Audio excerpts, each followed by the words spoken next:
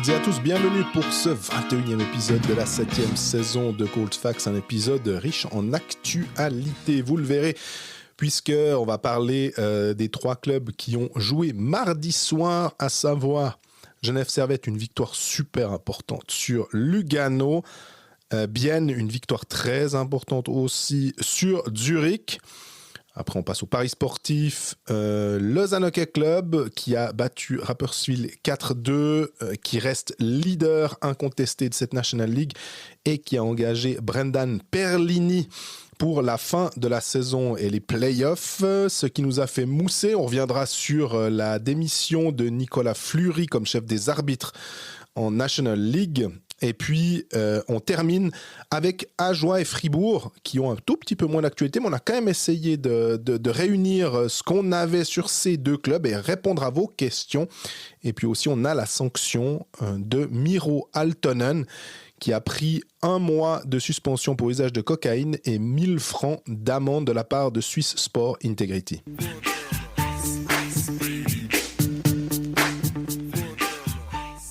Salut Greg. Salut Jean-Fred, comment ça va en Autriche? Ouais, ça va très très bien, on compte les médailles. Et toi, comment ça va? T'es de retour des États-Unis alors? De retour, j'ai pu même suivre la soirée du mardi soir. Je suis rentré un poil plus tôt que prévu. Donc, juste pour le hockey? Non. J'avais terminé tout ce que j'avais à faire en Amérique du Nord. Donc, pour ceux qui sont intéressés, j'ai sorti un papier avec Basile Sansonens, le futur défenseur du Lausanne HC. Je suis allé le trouver à Rimouski en tentant de ne pas me geler le bout des doigts et des oreilles. J'ai oublié mon bonnet Colfax à la maison. Donc, je m'en suis voulu du côté de Rimouski sur les bords du fleuve Saint-Laurent, je dois dire. Tu t'es dit, finalement, Ambry, il ne fait pas si froid. Non, Ambry, c'est la Côte d'Azur. Mais revenons à notre National League. Et je te propose qu'on commence par Genève Servette parce que c'est l'endroit chaud du moment, surtout qu'il y avait ce Genève-Lugano mardi soir. J'ai même proposé à l'interne de me rendre à Genève, mais on m'a dit non, toi tu te reposes, tu encaisses le jet lag, tout va bien. Donc j'ai juste suivi à la télé, mais après un tiers temps, de nouveau, on s'est dit voilà, ils sont à nouveau en train de se faire braquer. Genève fait un excellent premier tiers, mené 1-0. Deuxième tiers, franchement, pas ouf, mais et du coup, mené 2-0 à la mi-match, et là, tu te dis, c'est reparti. Alors, je me suis dit exactement la même chose. En plus, le goal de Sekac, le 1-0 qui tombe à 10 secondes de la fin, ils se marchent un peu dessus, ils ont en défense, tout d'un coup, ils se font un peu choper, je sais pas comment on peut dire, les pieds plats, ou en tout cas, ils ont de la peine à se mettre en route, les défenseurs, pour contrer Sekac qui est dans le sens de la marche, qui tire un tir qui est assez impressionnant aussi. J'ai l'impression que, je sais pas s'il est capable de le mettre 10 fois sur 10, et ça plonge Genève dans le doute. Et comme tu dis, on se dit, bon, lolo, alors disons que ce Genève-là, en ce moment, est-ce qu'il va se remettre de ça, le 2-0? Et puis finalement, ils ont quand même réussi à trouver les ressources nécessaires face pourtant à une équipe de Lugano qui a un nouvel entraîneur et donc qui a un nouvel élan finalement. Mais c'est quand même pas simple non plus pour Lugano. Hein. On se rappelle que les matchs avant, c'était une victoire contre Zurich, mais c'était quoi après prolongation, un but de Fazzini à l'Ader, et puis avant ça, une défaite contre les Langnau Tigers à domicile. Donc c'est pas rose du côté de Lugano, malgré le changement d'entraîneur. On l'avait souvent thématisé en disant que Yorick Trey, l'assistant qui devient finalement entraîneur principal, on n'était clairement pas chaud là-dessus. On en a fait ce qui nous avait fait mousser. Donc, est-ce que 2 victoires de suite, est-ce qu'on peut parler de trend positif? J'ai l'impression qu'il va quand même falloir un peu attendre. Et surtout, tu l'avais déjà annoncé, je ne sais pas si on peut dire que c'est l'oracle de Blick, mais que ce match du 14 février, cette Saint-Valentin du côté de la Tissot Arena à Bienne sera quelque chose de vraiment très, très, très important. On parlait des matchs à X points, hein, on peut remplacer les X par le chiffre qu'on veut, mais ce bien Genève, il va être chaud. Ouais, ça va être bouillant, mais surtout, on a un Genève actuellement qui est au complet. Et quand tu as Marc-Antoine Pouliot comme centre de quatrième ligne, Exactement.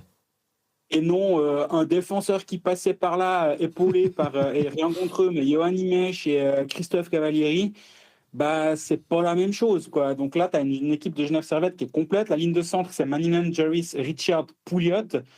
Granlund est de retour après presque un mois sur les plats. Ishier est de retour après des mois d'absence. Et là, tout à coup, tu as une équipe qui fait sens. Une ligne Granlund, Jarvis, Timashov, qui a fait beaucoup de bien. Oh oui. Timashov a été bon. On rappelle qu'il a été conservé. Déjà, malgré le fait qu'il n'a pas franchement convaincu depuis qu'il est là, il a été conservé.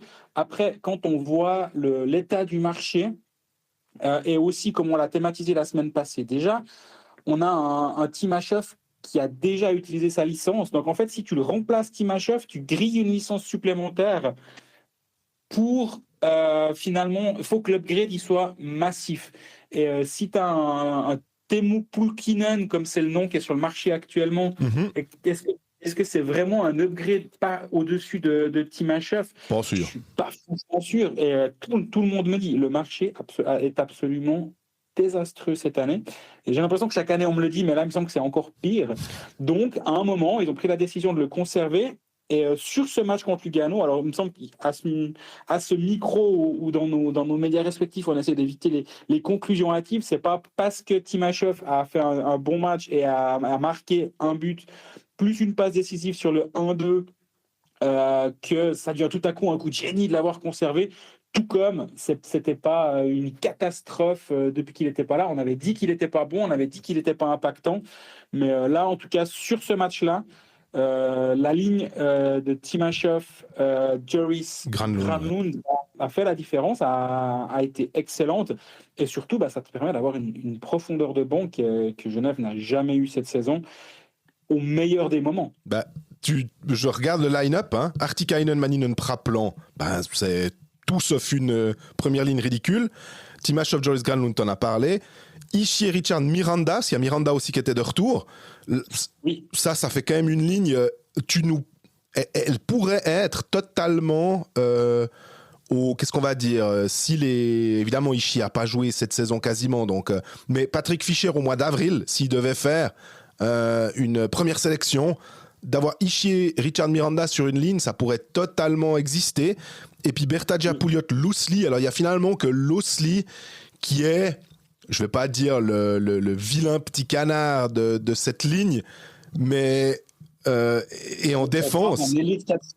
Un ailier de quatrième ligne qui est là pour amener de l'impact, donc il est tout à fait à sa place. Exactement. Là, le problème, c'est qu'on lui a demandé d'autres choses à certains moments et il n'était plus à sa place. Mayer au goal, donc comme ça tu mets pas Ranta. Lenström, Carrère, Bernie Schneller et puis Lecoutre, Vatanen avec en plus Jacques Méchanton. Donc t'as même 4 lignes de défense. On a vu Chanton marquer, donc il n'était pas là pour faire le 8e défenseur pour jouer soit 0 minutes, soit 2 bouts de trucs. Honnêtement, est-ce que c'est presque frustrant pour Genève parce que c'est un poil tard, quoi? C'est pas trop tard, du coup, au contraire. Et tu disais, Chanton, il était dans l'alignement sur la quatrième ligne avec Jacques May, mais dans les faits, c'est Schneller qui était plutôt là parce qu'il a joué 7 minutes et Chanton a joué 16 minutes. Ouais. Donc, ça a encore une rocade à cet endroit-là. Mais c'est pas trop tard. On va dire c'est un peu le dernier moment. C'était la der qui sonnait pour Comme on dit ça tout le temps. Alors, disons, si tu perds le match contre Lugano et qu'en plus, on en parlera plus tard, Bienne s'impose. Là, théoriquement, à un moment, quand il y a 2-2 à Genève-Lugano et que Bienne est en train de battre Zurich, tu dis, si Lugano marque le 3-2, Genève se retrouve ce soir à 7 points de la 10e place en allant à Bienne. Ouais. Potentiellement une défaite, là, tu te retrouves avec un match où tu peux te retrouver à 10 points de la 10e place directement. Alors que là, dans les faits, Genève peut se retrouver à 1 point vendredi soir. Donc, c'était vraiment capital cette fin de match. Et au final, sur l'ensemble de cette rencontre, c'est mérité que Genève ait battu Lugano. On est quand même obligé de se dire qu'il y a à nouveau eu un creux pendant la deuxième période. Et paradoxalement, à ce moment-là, c'est au moment où Lugano a poussé le plus fort que finalement Genève est revenu de 0-2. Donc finalement, les circonstances ont été favorables à Genève, mais Genève, sur l'ensemble de la rencontre, a été solide. Et finalement, ça ressemble à une bonne équipe de National League, ce Genève-là, celui qu'on a vu sur la glace et ce qu'on voit sur le papier également. Et là, ça ne devient pas utopique de voir Genève remonter un petit peu. On avait parlé la semaine passée des projections d'Analyze Data en fonction du pourcentage de chances d'arriver à certaines places. Oui. Là, Genève est remonté à une vingtaine de pourcents de chances d'être 7 à 10. Donc Genève reste outsider, on va dire. Et tu me diras, je pense que les fans genevois hier étaient plutôt à se dire ouais, on va déjà éviter la 13, puis après pour le reste, on verra. J'espère qu'ils étaient comme ça. Ouais, mais maintenant, avec cette victoire à 3 points, avec Rapperswil qui perd, donc tu remontes aussi un peu sur Rapperswil. Il y a juste cette défaite, cette victoire biennoise pour les Genevois qui était un peu embêtante, mais le reste, les résultats ont tourné en faveur de Genève Servette. Et là, tu te retrouves avec un Lugano-Genève. Il y aura encore un match. Lugano va revenir une fois à Genève.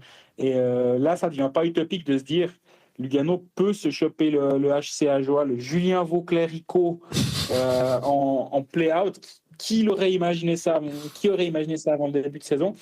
Mais pas nous.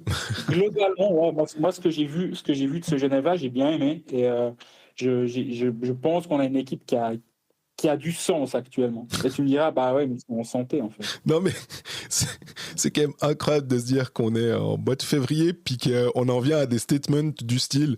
Non, mais moi je trouve que cette équipe genevoise, elle a du sens avec Robert Mayer, avec des joueurs suisses de qualité, avec des étrangers qui sont parmi les mieux payés, les meilleurs quand ils sont en santé de la ligue. Puis non, mais cette équipe, elle a du sens. Ça me fait sourire finalement qu'on ait ce genre de discussion maintenant. Une discussion qui est née de la peine qu'a eu Genève tout au long de la saison, finalement, avec qu'est-ce qu'on va dire, des bribes ou des sursauts de temps en temps où tu dis, ah bah voilà, ça c'est le Genève Servette que Marc Gauci, de la même manière qu'on s'est dit, quand Lars Leuenberger a repris Fribourg et que ça commençait à tourner, on se dit, ah, bah, ça, c'est ce que Gerd Sennhausen avait envisagé en se disant, voilà, c'est ça l'équipe que je voyais. Bah, je pense que Gauci devait se dire, voilà, c'est ça que je pensais avec ces joueurs-là, quoi. Le truc, c'est que si tu regardes le nombre de matchs joués par les Genevois, c'est pas scandaleux. Tu n'es pas en train de te dire, ah non, mais attends, il y a eu tous ces blessés. Il y a eu Ischier, évidemment, très longtemps. Mais en fait, le reste, c'est qu'il n'y a jamais eu de continuité dans cette équipe. Et parce qu'au final, même un Pouliot qui a été absent à un bon moment, même Granlund qui a été absent à un moment, ont les deux une trentaine de matchs. Pouliot est à 29, Granlund est à 32. Donc, c'est pas non plus 32 matchs sur 45. Alors, il a manqué une dizaine de matchs. Oui, c'est embêtant.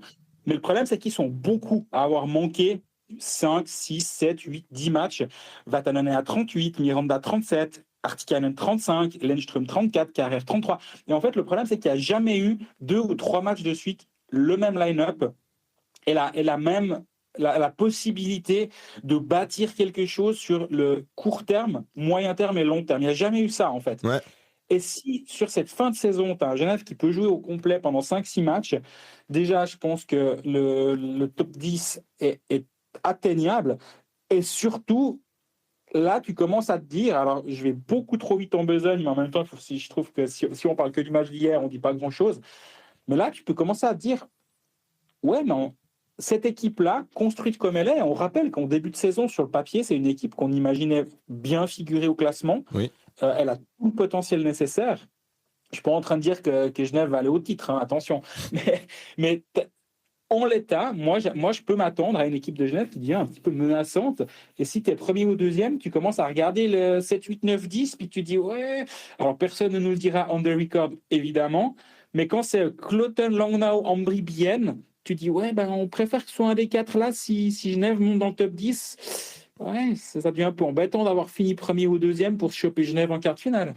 Oui, ça c'est le gars qui anticipe un quart de finale Lausanne-Genève parce qu'il se dit bon bah écoute c'est quand même le truc qui va nous rapporter le plus d'audience en Suisse romande. Ce serait là où on a des belles histoires à raconter. On est clairement pour. On dirait comment Tim Boson va-t-il jouer face à sa future équipe. Ce serait le genre de trucs qu'on pourrait se poser, ça me fait sourire. Mais avant ça, quand même, si on regarde aussi les adversaires de Genève, je me disais typiquement, bien on en a parlé, il y a aussi Rapperswil qui est pas folichon en ce moment. Et Rapperswil, quand il y a le vendredi, on en parlera sûrement avec les paris sportifs, mais c'est Zug Rapperswil. Zug en ce moment, même s'il y a 2-3 blessés comme Herzog et tout, c'est quand même une jolie machine. Et Rapperswil le lendemain, c'est Rapperswil-Bienne. Donc là aussi pour Genève, un match, Genève se reçoit Langnau et Rapperswil-Bienne, c'est un match direct qui vont se bouffer des points.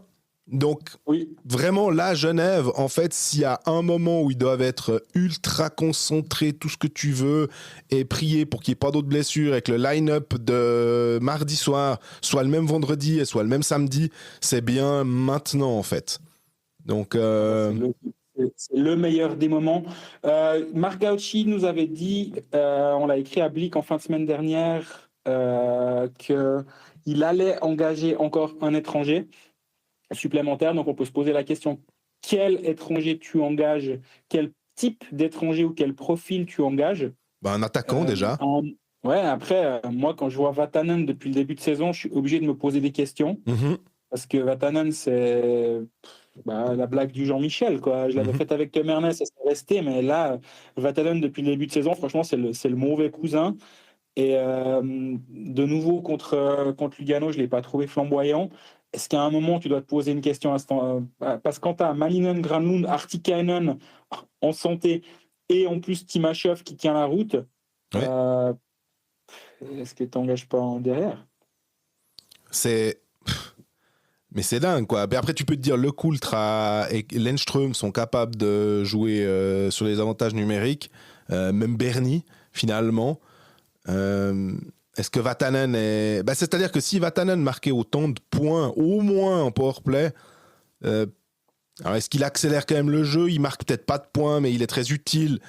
Ça, c'est évidemment pas à moi de le dire, et c'est sûrement au coach de se dire que finalement, même si Hockey Manager c'est 0 au niveau des points, l'impact qu'il a quand même dans le jeu est plus intéressant. Mais c'est quand même difficile d'imaginer un défenseur, je trouve. Mais t'as raison. Hein. Ouais, je t'entends. Cette semaine, il y a une sorte de montée de lait autour de Jesse Puljujärvi. On a reçu environ 8 messages par minute de fans de Ajoa, Bienne, Genève, Langnau, Davos. Tout le monde nous écrivait pour savoir si Puljujärvi venait. Tu avais l'impression que c'était Lionel Messi qui arrivait sur le marché soudainement. On a engagé des gens pour faire la hotline Puljujärvi. Enfin, c'est devenu un petit peu hors de contrôle, j'ai eu l'impression. On rappelle, c'est un joueur qui a été très bon en NHL, qui a eu des saisons à plus de 30 points en NHL, ce qui n'est pas une saison à plus de 30 points. T'as dit très bon, j'ai dit qu'il était bon en NHL. Il était drafté 4, si je dis pas de bêtises. Alors, par rapport à son rang de draft et par rapport à la hype qu'il y a eu autour de lui au début de sa carrière, il n'était pas à la hauteur. Par contre, par rapport au niveau des étrangers qui débarquent en Suisse, 2 saisons à 15 et 14 buts successifs en NHL, à un âge très jeune, ouais, c'est quand même solide. Cette saison, il a quand même 9 points en 26 matchs avec une équipe nulle, les Pingouins, mauvaise équipe de NHL, mais quand même 9 points en 26 matchs. Ouais, mais c'est au-delà de ça. C'est un vrai joueur de hockey. Mais à un moment donné, j'ai l'impression qu'il y a un peu tout le monde qui s'est un poil trop excité. Aussi la preuve que le marché est limite. Mais finalement, il a signé à Charlotte. Tout de suite, moi j'ai un de mes amis connaisseurs du hockey finlandais qui m'a dit mais là il y a un truc, le GM des Panthères de la Floride est un ami de l'agent de Puljujärvi et ils ont fait un business ensemble à une époque, donc c'est pas étonnant qu'il aille là-bas pour essayer de se relancer. C'est une faveur qu'il lui fait. Donc Puljujärvi est en try-out à Charlotte. Mais c'est vrai qu'il aurait fait clairement sens à Genève. Si ça avait été un contrat à moyen terme, sachant que Genève a des places d'étrangers à repourvoir, j'aurais pu le voir signer pour cette fin de saison plus un la saison prochaine, et donc lui s'assurer un petit avenir. Mhm. Finalement, il a pris le tryout à Charlotte. Charlotte ne joue pas avant le 15 février. J'imagine qu'ils n'ont pas pris un tryout pour faire 0 match, mais je peux me tromper. Donc, on serait au-delà de la date limite du 15 février, parce qu'on rappelle, c'est d'ici samedi que les clubs suisses doivent engager des étrangers. Donc, est-ce que Puljujärvi va de nouveau venir sur le marché suisse? Et donc, est-ce qu'on va devoir réengager notre hotline Puljujärvi d'ici là? J'en sais rien. Mais toujours est-il que ça aurait été un nom qui aurait pu faire du sens du côté de Genève.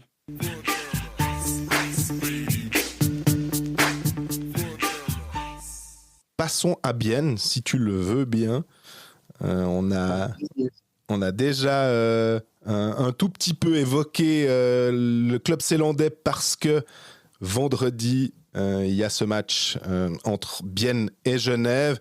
Et puis, parce que Bienne, au classement, est aussi en train de se battre pour finalement rester dans ce play-in. Pour l'instant, les Zélandais sont 10e avec 61 points. Ils ont le même nombre de matchs qu'Ambry qui est 9e avec 62, donc un point de retard. Ils ont le même nombre de points que Rapperswil, mais un match de moins. Donc ça, c'est un petit avantage pour les Biennois qui, hier soir, donc mardi, ont réussi une très bonne opération. C'était pas simple. Mais finalement, ils sont débarrassés des Zurich Lions 4-3. Ils ont caissé le premier but très tôt par Kinnunen. Puis après, ils sont gentiment revenus. Ils ont notamment marqué 2 buts en 36 secondes, juste au début du tiers médian. Il y avait 1-1. Puis le score est assez rapidement passé à 3-1, ce qui est jamais dommage quand tu as ces moments charnières où tu fais la différence. Puis après, j'ai envie de dire, il y a eu ce but hallucinant qui a été attribué à Sven Andrighetto. Je sais pas si on peut en parler maintenant, tu vois. Ou si... On peut sans autre. Et, à un moment, on s'est quand même dit, bon, mais cette saison biennoise, finalement, ouais, ben voilà, c'est là. Ils mènent 3-1 contre Zurich, puis ils se mettent un autogol, le vrai de vrai. Donc, c'est le Biennois qui met le but le puck dans son propre but. C'est pas une déviation malencontreuse, c'est zone offensive. Pénalité différée, donc le gardien est sur le banc. Et voilà, c'est le truc bête. Mais bien à surréagir après ce coup du sort, même 4-2. Grant revient. Grant, je ne sais pas si tu as fait attention, ce 4-2, tu as l'impression il savait que pleine lucarne, j'ai même pas besoin de tirer fort, j'ai pas besoin de tout donner, ça va, c'est bon quoi. Et il est à 4 mètres, il met un puck parfait dans le coin, c'est-à-dire qu'il peut rien faire. Ah, le 4-3, mais derrière, le 4-3, et bien tient bon jusqu'à la dernière seconde. Il y a eu un poteau d'ailleurs. Il y a Grant qui touche le poteau à 4-3. Donc finalement, on s'attendait à une équipe un match biennois où tout tourne contre eux, ils se font remonter à 3-2 sur ce coup du sort, mais finalement le sort a été favorable à Bienne qui mérite sa victoire, on est bien d'accord. Oui. En expected goal, c'est 3-0-3 à 2,89 en faveur de Zurich, sachant que Zurich a fait un dernier tiers à 1,42 à 0,67 au moment où il fallait pousser pour revenir. Donc c'est pas anormal, mais Bienne fait un excellent deuxième tiers-temps. Oui. Et sur le match, moi, je voulais m'arrêter 2 secondes sur Dionisio. C'est drôle, je pensais exactement la même chose. 25 minutes et 42 secondes sur cette rencontre. Ils sont 2 joueurs à avoir plus de 20 minutes, mais lui, il a 25-42. L'autre, c'est Miros Reed à 20-23, ce qui est tout à fait normal pour un défenseur, il n'y a aucun souci. Mais lui, il a 25 minutes, dont 5 minutes 25 de powerplay. Bienne a une ligne de powerplay, on ne va pas se mentir. Ils ont Dionisio, Rayala, Kneubuller, Lias Anderson et Fabio Hoffer, qui ont tous de 5 minutes de powerplay. Et on peut déjà voir que Dionisio est passé devant Yakovenko sur le temps de jeu en powerplay. Yakovenko est sur la deuxième unité à 1 minute 16. Là, dans un coin de la tête, et c'est là où c'est dommage, c'est que Vienne n'est pas bon, parce que sinon, à Hockey Manager, tu dirais que Dionisio, qui joue 5 minutes 25 en powerplay, il pourrait être assez intéressant. Hein. Surtout quand il est suisse, donc tu m'étonnes. La passe qu'il fait sur le but de Fabio Hoffer, Ouais. il déborde sur le côté et avec son numéro 94, parce que c'est vrai que tout d'un coup, quand tu regardes, tu te dis c'est qui ce grand gaillard avec ses cheveux qui dépassent. Et puis t'es là, mais oui, bien sûr, c'est Dionisio. Mais parce que ton œil a pas l'habitude de le voir toute la saison. Enfin, c'est encore un peu nouveau. Alors, et je trouvais que c'était impressionnant. On savait que c'était un joueur qui avait un potentiel pas possible. Qu'il devait peut-être arriver au début à Bienne. Il avait signé pour 3 ans. Et puis, on se réjouissait de se dire qu'on allait pouvoir le voir. Puis très rapidement, cette joie avait été un peu contenue et par le fait que son équipe de NHL voulait l'envoyer en AHL. Puis que finalement, c'était à San Diego qu'il allait passer la plupart de son temps et pas à Bienne. Et puis maintenant, c'est cool de voir ça. J'espère qu'on aura l'occasion de le voir peut-être plus la saison prochaine. Je ne sais pas comment ça va se passer pour lui. Est-ce que finalement, ce passage-là va lui mettre du plomb dans la tête? Parce que visiblement, c'était un peu compliqué. Est-ce que c'était pas seulement une question de... il y avait un peu de hockey, il y avait de l'extra sportif, je crois aussi un petit peu, pour qu'ils aient envie de le mettre en ECHL. Et pour lui, c'est clair que de jouer en National League, c'est quand même beaucoup... Je pense c'est bien mieux pour son développement de jouer dans une équipe comme ça. On avait une question aussi de Fabio Fusaro qui disait, c'est un message vocal assez long, on le remercie. Lui, il nous parlait de Sablatnig et puis il disait aussi que Bienne, en fait, lui, il avait peur il voyait pas forcément Blaine en play-in ou en vacances, mais il avait peur du play-out contre, et peut-être même d'un match contre la relégation face à un club de Swiss League, et que Bienne devait opérer une reconstruction.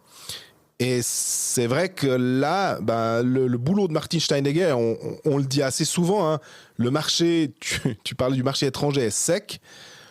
Mais le marché des Suisses aussi, de la façon dont tu veux construire ton équipe pour la suite, avec une vision peut-être à 3 ans, c'est pas simple en ce moment. Hein. Non, absolument. Puis l'importance de Yannick Sablatnik, l'intérêt de Yannick Sablatnik, je comprends la question. Et finalement, sa carrière, elle est surprenante à ce joueur de 25 ans. Totalement. D'être passé longtemps en Swiss League, d'avoir mis du temps à s'imposer, à trouver une place en National League. Finalement, il arrive à Berne un peu par la petite porte, il reste à Berne. En fait, on ne s'est pas rendu compte que ce joueur avait 25 ans. Moi, j'ai l'impression que je parlais du jeune Sablatnik à un moment, puis une fois qu'il va sur sa page de prospect, puis je fais, mais en fait, il est de 99. Ça reste jeune, on est bien d'accord, mais c'est pas la pépite en devenir. Finalement, Non. le joueur qu'il est maintenant, il va continuer de progresser, on est bien d'accord, mais il n'y a pas une marge gigantesque. Par contre, voilà, c'est un joueur qui fait bien à Bienne qu'il est arrivé. Il a déjà 5 points en 15 matchs, mais surtout, il amène une certaine profondeur que Bienne avait peut-être pas forcément toujours eu. Et moi, j'aime bien ce choix-là du HC Bienne d'avoir engagé ce joueur. Et comme le dit Fabio, je suis d'accord, c'est un processus actuellement. On a eu un HC Bienne qui allait en finale en comptant sur des individualités vieillissantes, on va dire, sans manquer de respect à ces joueurs-là. Mais c'est sûr que quand tu as dans ton contingent des Grossman 37 ans, Kunti 35, Brunner au-delà de 37 aussi au début de la saison, Offer 34, Ayala 33, As 33, on ne l'a pas vu, mais c'est des cadres vieillissants. Et oui, à un moment, Bienne va devoir compter sur des nouveaux joueurs. Et alors, par chance, le contingent junior de Bienne est excellent. Ouais. On voit que Yannick Schwander joue centre de deuxième ligne, ou 2 ou 3, ça peu importe, Ouais. mais joue plus de 10 minutes de nouveau à 15 ans. Donc, ils ont à l'interne de quoi reconstruire. On a vu Genesio, on vient d'en parler. Gaël Christ a 20 ans et lui aussi a du potentiel pour l'avenir. Blessing. Mais même si tu veux, les Nicolas Muller, 25 ans, Sablatnik, 25, ce sont eux les futurs cadres du HCBN, on va dire, d'après. Ouais, alors, je disais Niklas Blessing aussi. Christ, je pense plus parce qu'effectivement, à 20 ans, et déjà, il commence à avoir des années. Jonan Schwander, c'est quand même. Il va avoir 16 ans, ou je sais plus quand est-ce que. C'est tout soudain, ou s'il les a déjà eu, je me rappelle plus, mais ça a quand même dans 3 ans. Je pense qu'il va peut-être quand même parfaire sa formation peut-être en Amérique du Nord. Ce serait pas complètement débile pour lui. Et ça veut dire que c'est pas pour tout de suite. Sablatnig, ok, il a été appelé par Patrick Fischer dans un contexte un petit peu particulier quand même, des matchs internationaux de février où il doit prendre des joueurs aussi quand il y a pas mal de blessures, et avec les playoffs qui arrivent, il doit un peu piocher un tout petit peu plus profondément dans le réservoir que ce qu'il ferait en temps normal s'il avait tout le monde à disposition. C'est quand même, il faudrait pour Bienne, et je me dis, tu vois, t'es allé voir, toi, des David Bosson, il y a aussi 2-3 autres jeunes joueurs, des Lars Steiner qui sont en Amérique du Nord ou au Canada, qui peuvent potentiellement revenir après 1 ou 2 saisons là-bas. Mais quand même, on aime bien les jeunes, on sait que c'est... on est pro-jeunesse à Colfax, on va dire, mais le problème, c'est qu'on sait aussi pertinemment que tu peux pas envoyer 3 jeunes. Le meilleur exemple, c'était Lugano avec Canonica, Cormier, et puis il y avait encore Verboen, et puis même encore un autre, Zanetti par exemple. Enfin, ça faisait trop. Il y en a un qui va pas il y en a peut-être un qui va fonctionner, allez, 2 si jamais. Mais tu te rends compte que tu peux pas faire confiance qu'à des jeunes, c'est normal. Donc il faut plutôt trouver des joueurs de, qu'est-ce qu'on va dire, 25 ans que tu peux faire progresser, trouver le prochain Fabio Hoffer finalement. Là où Martin Steinegger avait été très bon de le prendre d'Ambry, en disant, lui, il avait quoi, je crois, une dizaine de buts avec Ambry, mais on sentait qu'il y avait du potentiel si tu l'entoures avec des bons joueurs. Et puis ça, avec ces contrats longue durée que les joueurs ont actuellement en Suisse, je ne sais pas si tu peux trouver facilement le prochain Fabio Hoffer ou un joueur de ce calibre-là, on va dire, qui peut te passer de 10 à 15 buts, on va dire, et t'amener ces 15 buts en une saison de National League. Ouais, le marché suisse est effectivement assez difficile. Et c'est là où tu vois que quand tu arrives à signer un Yannick Neubuller qui a une 20aine de points, il a 6 buts et 13 passes décisives actuellement. C'est un bon renfort pour le HCBN qui est dans ses bonnes années actuellement. Tu vois, il avait 19 points l'année passée avec Ambry, dont 9 buts, 12 l'année d'avant. Donc c'est le genre de joueur que Bienne arrive encore à engager.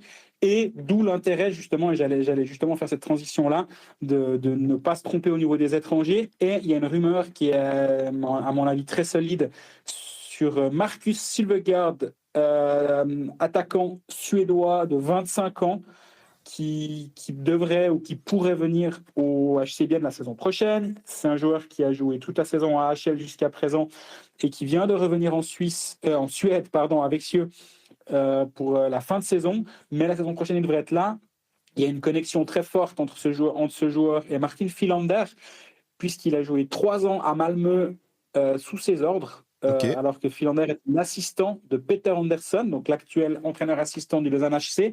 Et à Malmö, il a joué plusieurs saisons là-bas avant de partir avec Cieux. C'est un joueur qui a 2 saisons à plus de 40 points en Suède, dont une à 23 buts. C'est un des top 10 au niveau des compteurs de la saison 23-24 en Suède. Donc c'est un joueur qui est capable de planter vraiment beaucoup de buts.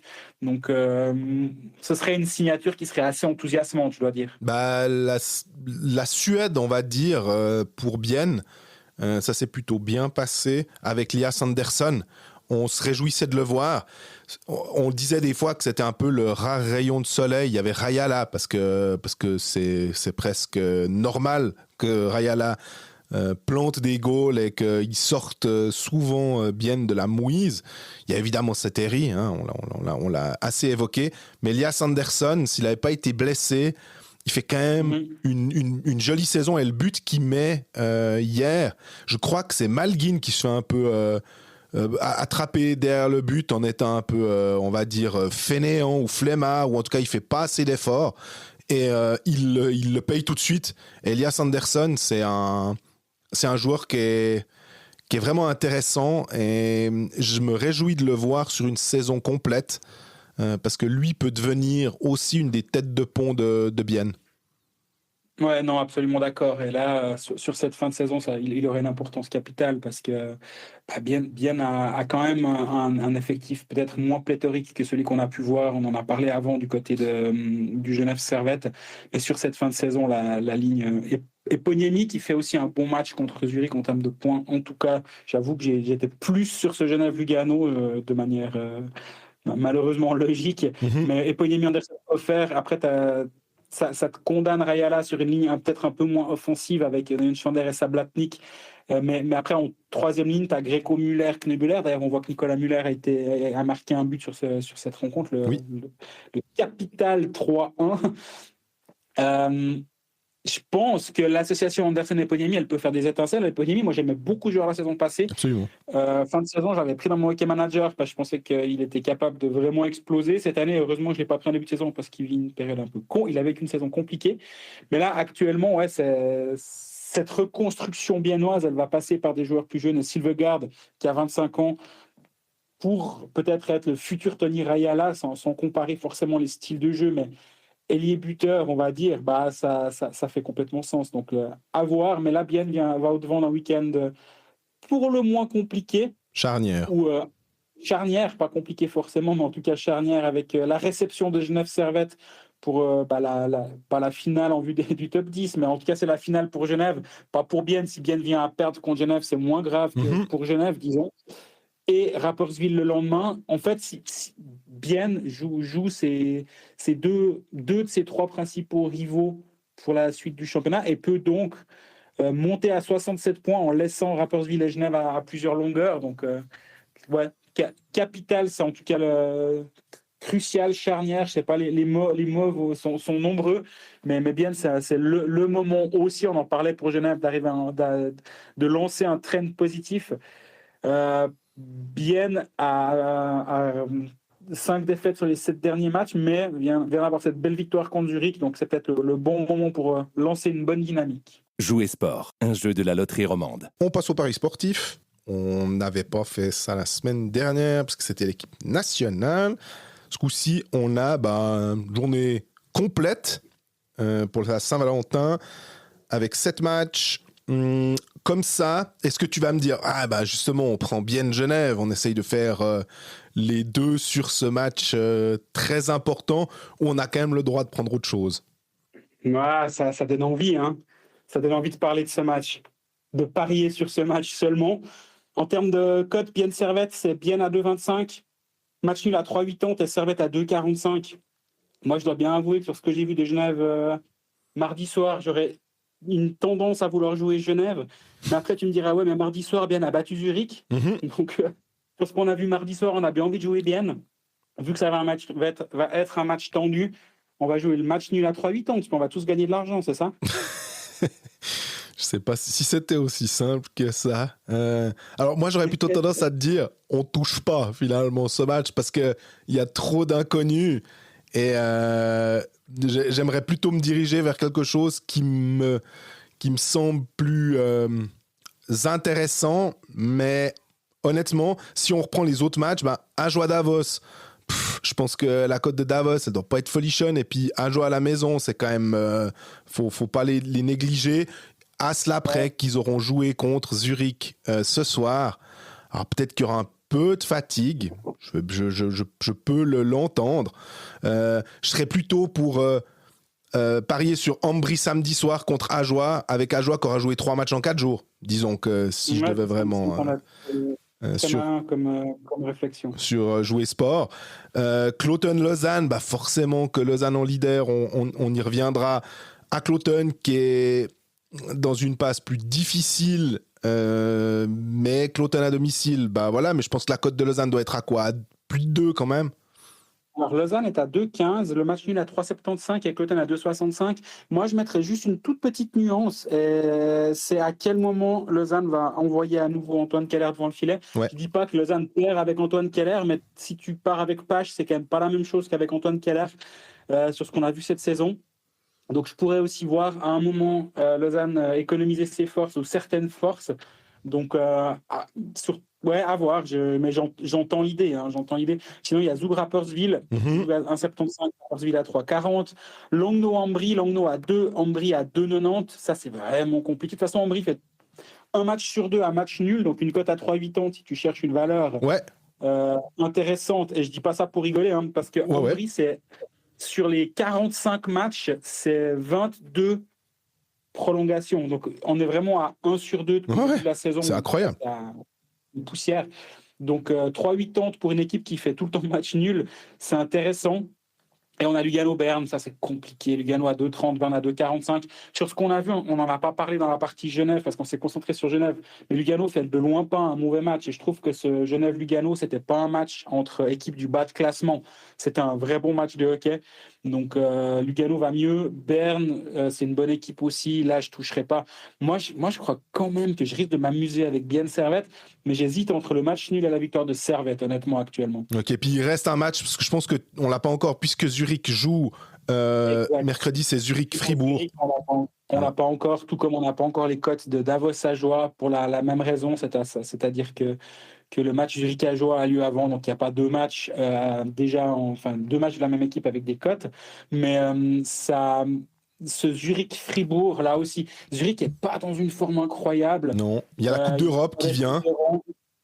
3 défaites de rang. Fribourg a 3 victoires en 60 minutes avant la pause. Mais aller jouer à Zurich, on sait que c'est quand même vraiment tendu. Ça aussi, ça sera sûrement un match sur lequel je ne vais pas m'amuser. À part ça, Zurich, juste pour dire, on a souvent thématisé sur le calendrier fou de Genève, à raison. Mais mardi, donc hier, mardi, déplacement à Bienne. Mercredi, donc aujourd'hui, réception d'Ajoie. Vendredi, réception de Fribourg. Samedi, déplacement à Lausanne. Ouais, alors, disons que ça fait 4 matchs en 5 jours. 2 back-to-back avec juste le jeudi de pause. Le match de Lausanne-Zurich devait être le dimanche et ils ont demandé à l'avancer au 15. Il devait être le 16, ils l'ont demandé d'avancer au 15 justement parce qu'ils avaient la Champions League le mardi 18. Honnêtement, là aussi, le Lausanne-Zurich, s'il faut parier sur Lausanne, avec 4 matchs en 5 jours pour Zurich, même si Lausanne aura eu 2 matchs dans le week-end, si Zurich se dit de toute façon nous on est en play-off, c'est bon, ma foi, la première place on la laisse tomber ce coup-ci et puis on se concentre sur la Champions League. Je pense que la cote de Lausanne, plus comme c'est Zurich, ça sera pas ridicule. Je pourrais partir là-dessus, mais c'est une bonne idée. On verra tout ça. Donc retrouvez nos pronostics vendredi matin sur nos réseaux sociaux. Jouer Sport, un jeu de la loterie romande. On continue notre tour d'horizon des clubs de National League. Ceux qui ont joué aussi, c'est quand même un tout petit peu plus simple. Pour parler de l'actualité, Lausanne Hockey Club qui s'est imposé face à Rapperswil. C'était pas évident. À un moment, je me disais, tiens, Lausanne joue quand même pas mal. Victoire 4-2, donc. Rapperswil je trouvais un peu chanceux de revenir comme ça. À peu près tout d'un coup, c'était nettement plus équilibré comme débat. Et puis finalement, Lausanne qui a quand même réussi à passer l'épaule parce que Lausanne va bien. Lausanne, même si Lausanne des fois joue pas forcément son meilleur hockey, est dans une position où, on en parlait aussi les deux, c'était que il y avait eu Fribourg l'année passée, qui avait tout d'un coup un coup où tu savais que ça allait passer, tu savais pas comment, mais ça allait tourner du bon côté.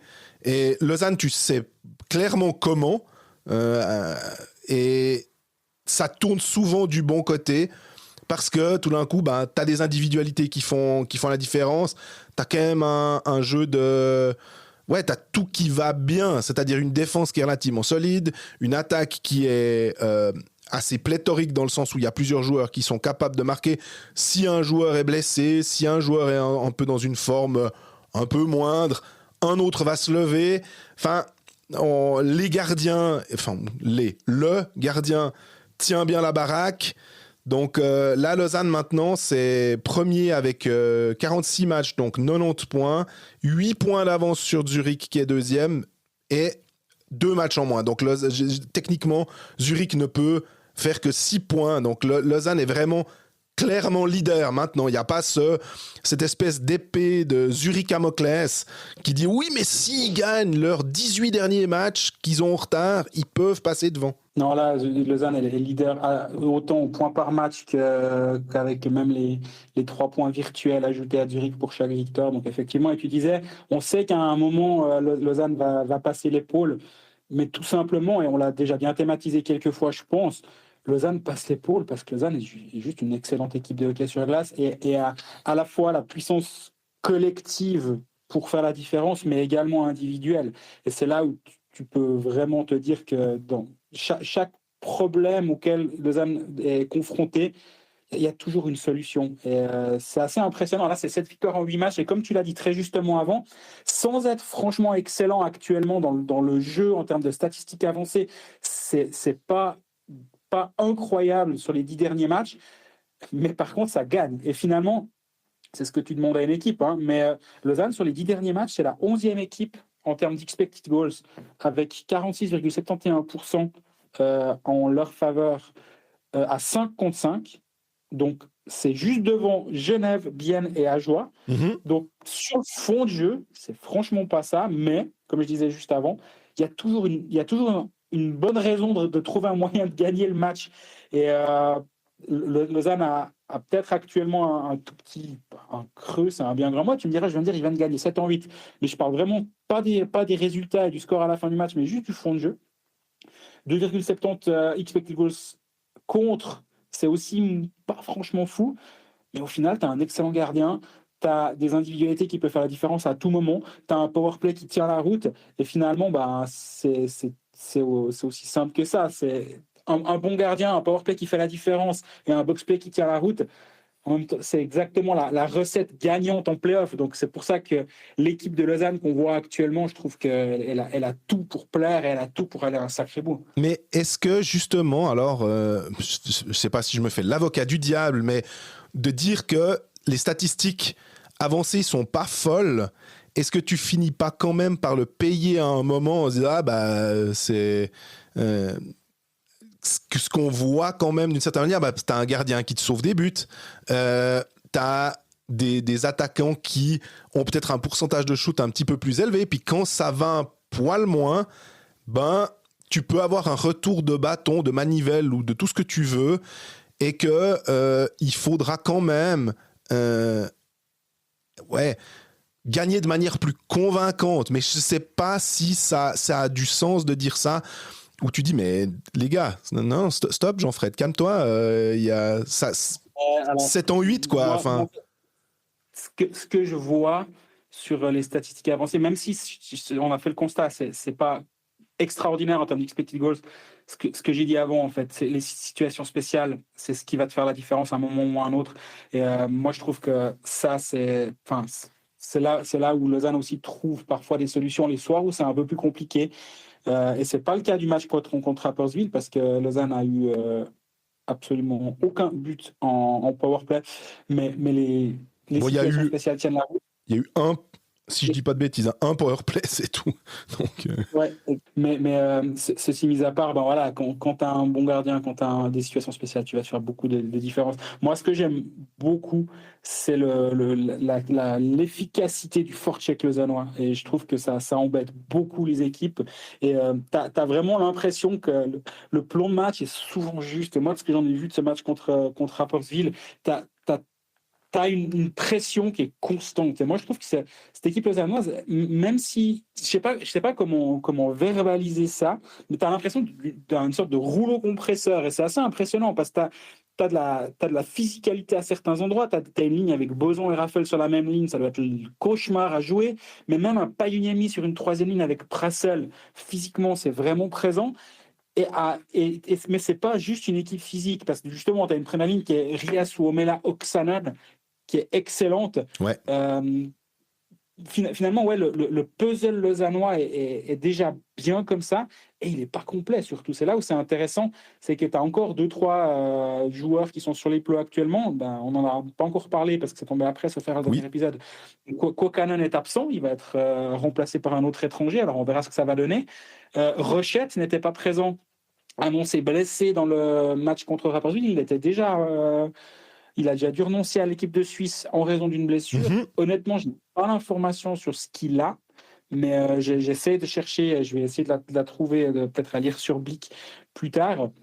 Mais tu rajoutes encore un Rochette dans cette équipe qui est déjà assez complète, ben ça te fera peut-être une quatrième ligne à la place de Benjamin Bougreau, contre qui j'ai rien, absolument rien.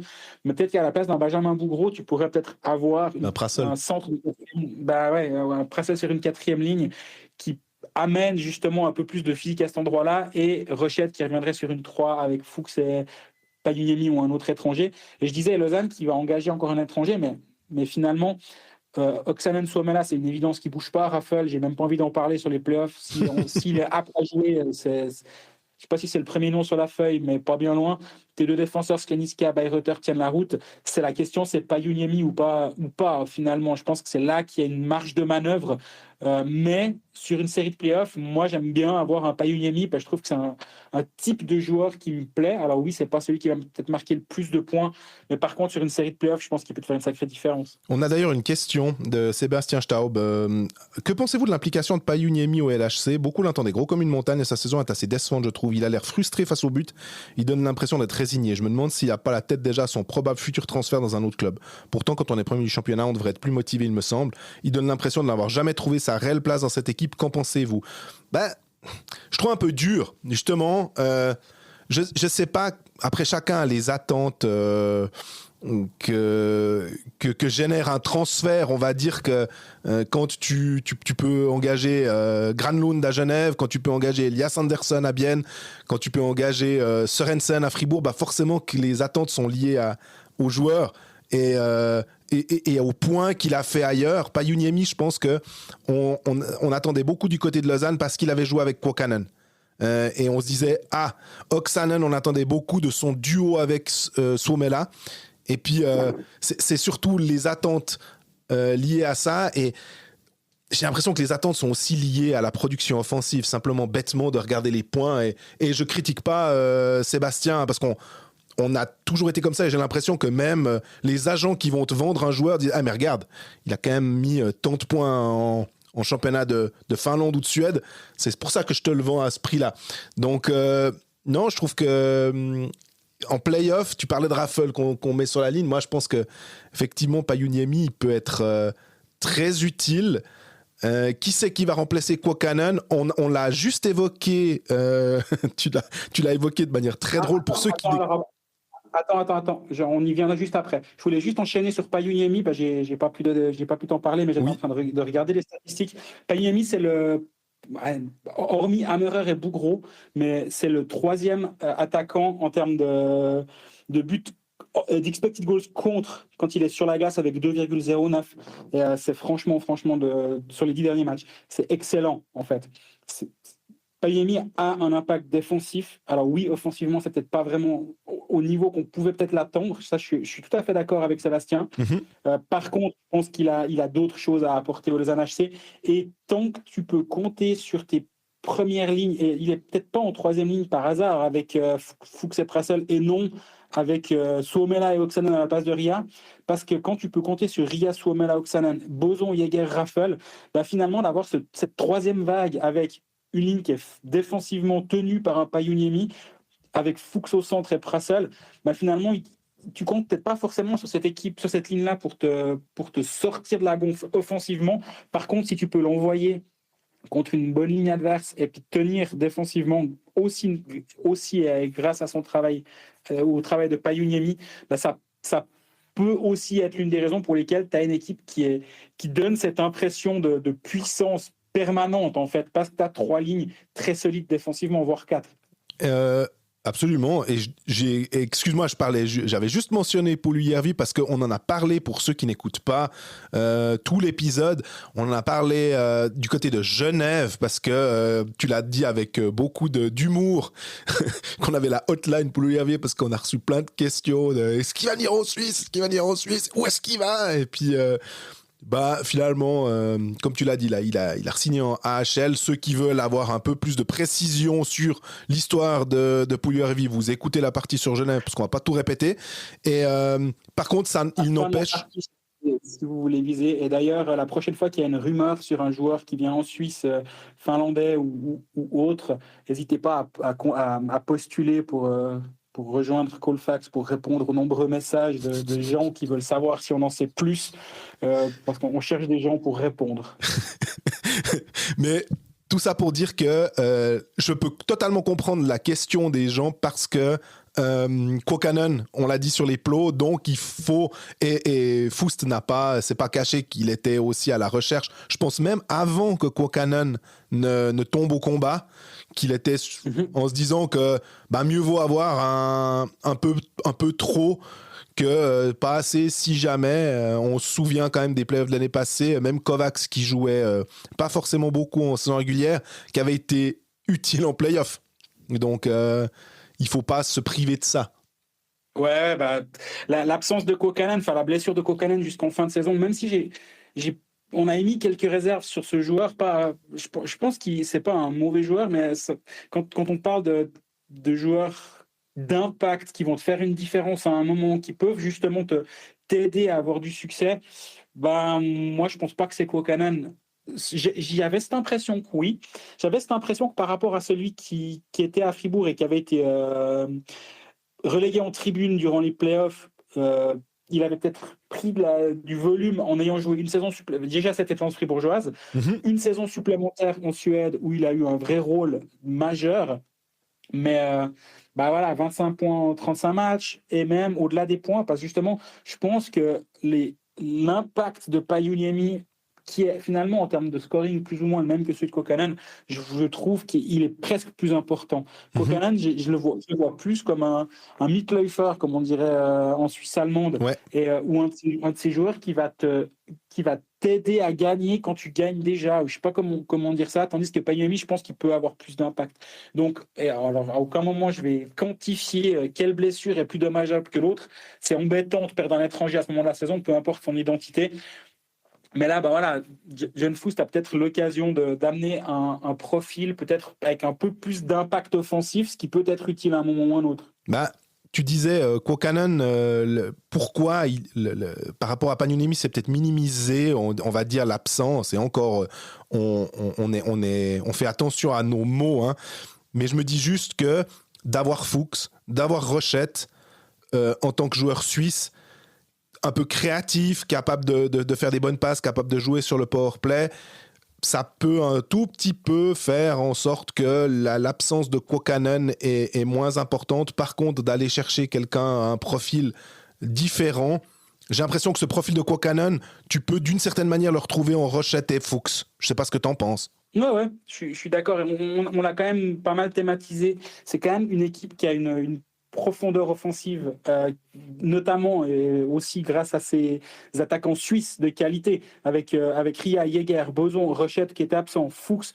Finalement, tu peux te permettre d'avoir des attaquants étrangers, on va dire entre guillemets, de rôle. Et c'est là où justement, John Foust, je pense qu'il a finalement fait ses preuves depuis qu'il a repris ce poste de directeur sportif. C'est assez bien trouver les joueurs dans des rôles spécifiques qui vont compléter l'équipe de la bonne manière et pas juste, et c'est peut-être la différence où il peut faire la différence par rapport à d'autres GM, je trouve, où il fait la différence. C'est pas juste aller engager un profil avec des points. Je dis pas que certains vont que sur Elite Prospect, hein. Je suis pas en train de dénigrer d'autres GM, mais je pense qu'il est meilleur que d'autres, à mon avis, pour trouver justement d'avoir cette complémentarité de certains duos, d'aller chercher des duos à l'étranger. Il n'y en a pas beaucoup qui le font comme ça, de manière aussi systématique, on va dire, et de trouver des joueurs dans des rôles bien définis. Et je me réjouis de voir quel nom il va nous trouver, mais tout en limitant peut-être les attentes au regard du marché actuel. Je voulais juste aussi revenir parce que tu avais mentionné en parlant de pas du rouleau compresseur lausannois, le 3-2 de Ria. C'est peut-être aussi ce qui me fait penser à ça, et quand tu parlais de cette impression, c'était une pression constante en zone offensive, puis c'était un peu de savoir, Lausanne a gardé le puck en zone pendant de longues secondes, je sais pas, ça a même peut-être duré plus d'une minute, et finalement c'est tombé parce que ça devait tomber, parce que Rapperswil n'arrivait pas à sortir de cette zone, et que quand tu te retrouves face à la première ligne lausannoise avec Ria, je crois qu'à raté une première fois, ou en tout cas qu'à tiré, c'est juste pas passé, tu lui redonnes une deuxième chance, il va pas la manquer, quoi.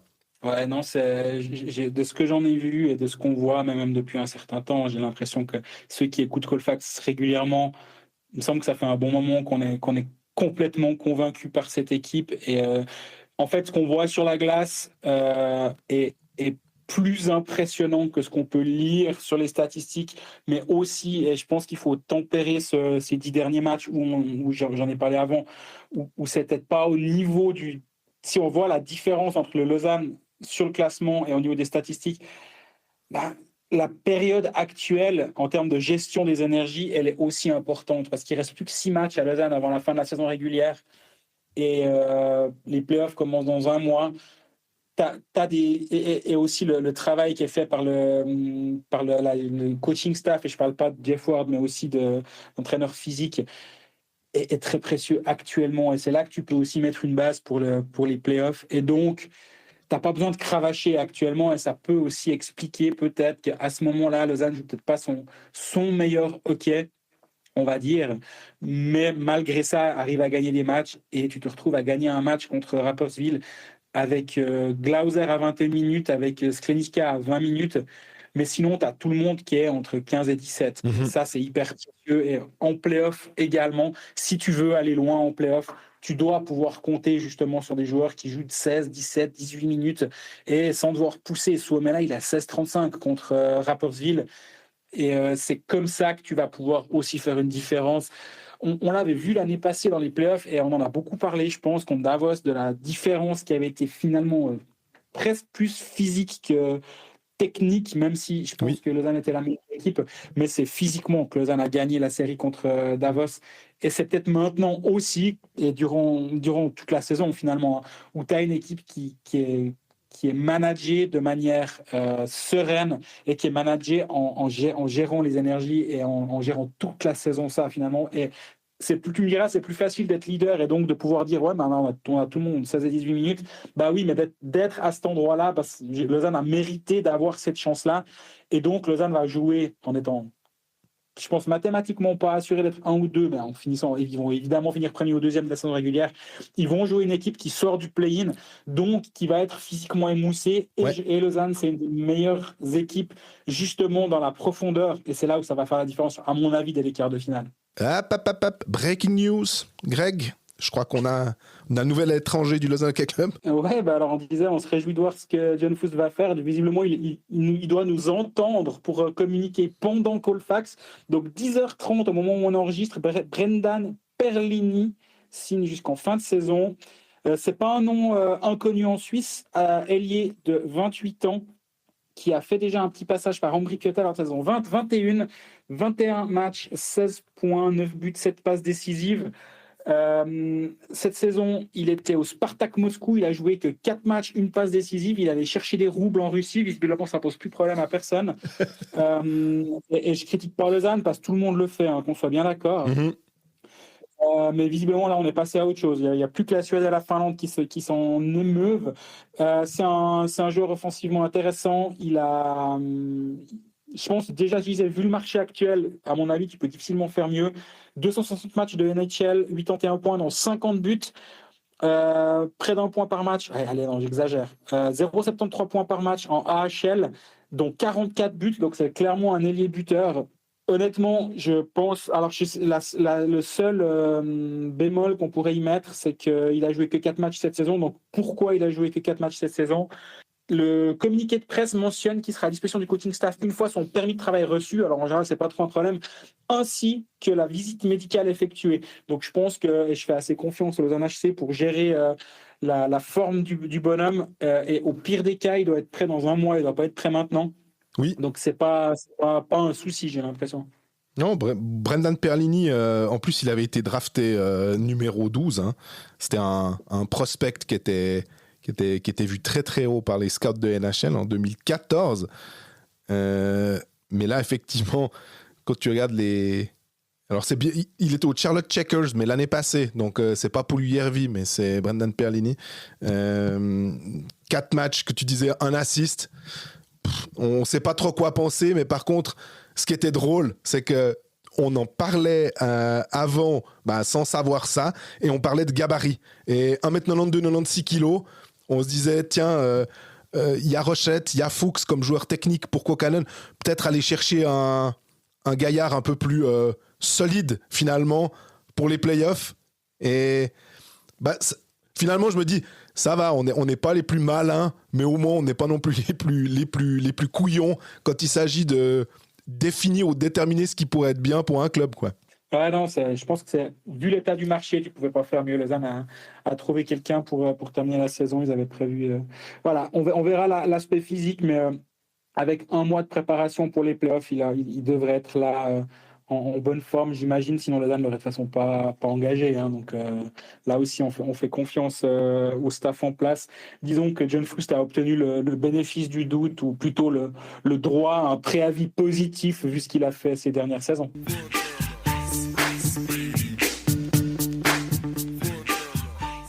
Ce qui nous a fait mousser cette semaine en partenariat avec Dr Gabs, la brasserie bien connue. Ce qui nous a fait mousser, c'est la démission, en tout cas le départ de Nicolas Fleury, qui était chef des arbitres. Pour vous dire, on a reçu vraiment beaucoup de questions à ce sujet. On a vu beaucoup d'interrogations. Les gens étaient là, qu'est-ce qui se passe? Donc je crois que Greg, toi, tu enquêtes, ou en tout cas tu en sais un petit peu plus à ce sujet. Ouais, je suis sur le sujet depuis l'annonce de Nicolas Fleury lundi.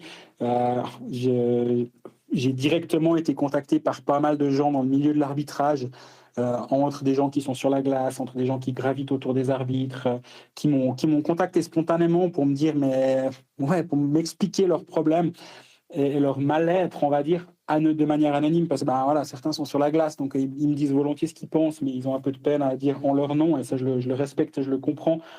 C'est appuyé par de nombreux coups de fil à des arbitres aussi, c'est pas isolé. En gros, le problème qu'il y a eu, c'est que donc il y a eu la succession d'Andreas Fischer. Andreas Fischer qui a de loin pas fait l'unanimité, ou s'il a fait l'unanimité, elle n'était pas positive, en étant un management assez dur, assez peu... la culture du feedback, ça n'existait pas. Et avec des arbitres qui étaient toujours en place alors que les performances n'étaient pas au niveau, ça a été mentionné dans un sondage interne. Donc voilà, c'était la volonté de Fleury de rassembler autour de lui et de recréer une dynamique positive et de la sérénité dans ce département de l'arbitrage. Et je crois que les premiers tours étaient positifs, mais le problème, c'est que c'est toujours la même chose dans ces fédérations, c'est que tout le monde ne tire pas dans la même direction. Et là, il s'est retrouvé assez rapidement à devoir faire face à des vents contraires. Et dès le mois mi-décembre, il était en arrêt maladie, ça n'a pas fonctionné pour lui. Et voilà, depuis mi-décembre,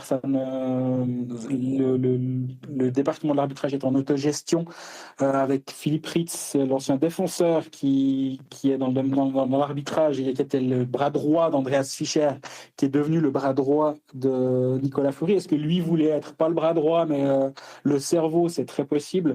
Toujours est-il qu'il y a eu des vents contraires dans tous les sens. Maintenant, c'est lui qui gère, mais finalement, il se retrouve à faire le travail de 2 personnes. Donc, c'est compliqué pour lui de tout gérer. Mm-hmm. Donc là aussi, la culture du feedback n'existe pas. On a des arbitres qui sont en autogestion.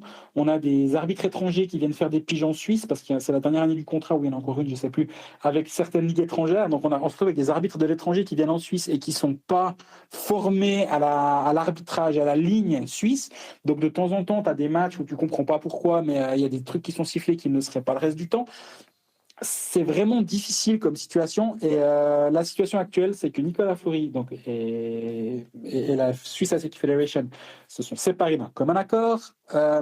Martin Baumann, CEO de Swiss Ice Hockey, qui n'a aussi, lui, comme Philippe Ritz, finalement pas un passé d'arbitre, prend le rôle intérimaire. Et lui, son plus gros challenge, ça va être d'unifier tout ce petit monde, Fédéré, de créer des ponts. Et lui, je lui ai pas mal parlé justement en marge de l'article que je suis en train de faire et il sera peut-être déjà publié au moment où on diffuse ce podcast.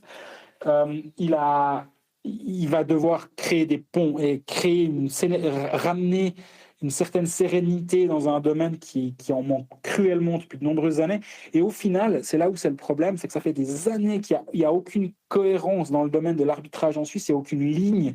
Et finalement, c'est ça le problème, et ça se voit, quand on voit tout le temps des gens qui râlent sur les arbitres et sur le niveau de l'arbitrage en Suisse, Oui. mais au-delà du niveau, parce qu'on peut toujours dire « Ah, mais lui, il est nul, c'est une chose, j'entends. » Tous les arbitres ne sont pas au même niveau de performance, c'est vrai. Mais à un moment, il n'y a aucune conséquence dans une contre-performance d'un arbitre. Il n'y a aucune rigueur à ce niveau-là. Et finalement, moi, c'est ce que j'attends de la suite, que ce soit maintenant avec l'intérim de Baumann, mais surtout pour la suite, avec l'arrivée d'une nouvelle tête à la tête de l'arbitrage, c'est qu'il y ait enfin une personne qui mette tout le monde au diapason et qui arrive à dire, ben voilà, c'est ça la ligne claire. Et si vous n'êtes pas bon, vous avez le droit de faire des mauvais matchs, vous avez le droit de rater des trucs. Les joueurs ratent des passes, les arbitres peuvent rater des coups de sifflet. C'est totalement normal.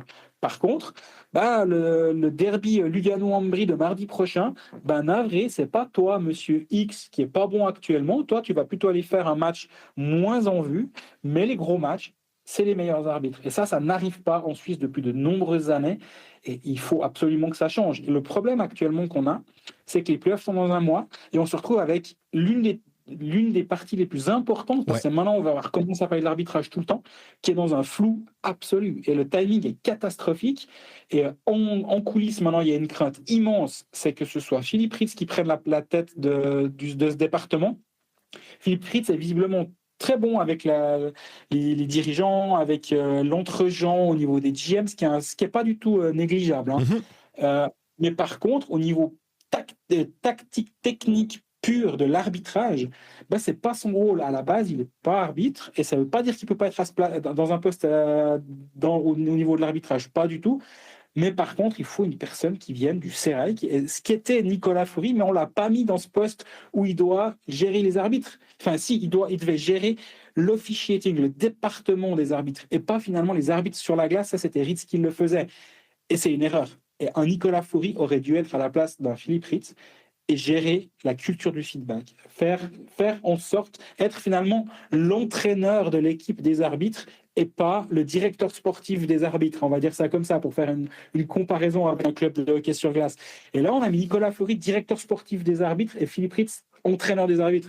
Et c'est une erreur, et j'espère qu'ils vont apprendre de cette erreur-là. Par contre, en coulisses, moi, j'ai une crainte, c'est que si Philippe Ritz est nommé, je ne dis pas qu'il n'a pas les capacités, mais je pense qu'il y a pas mal de vents contraires contre lui, en l'occurrence. Et est-ce qu'il pourrait réussir? Ça, c'est une autre question. Mais actuellement, ce département, c'est vraiment, vraiment pas évident. Moi, je suis tout à fait d'accord avec toi. Je vais juste terminer avec un peu mon sentiment. Ce qui me fait mal, c'est que ce soit un roman, finalement, qui était aussi totalement capable pour le poste. Tu l'as très bien expliqué.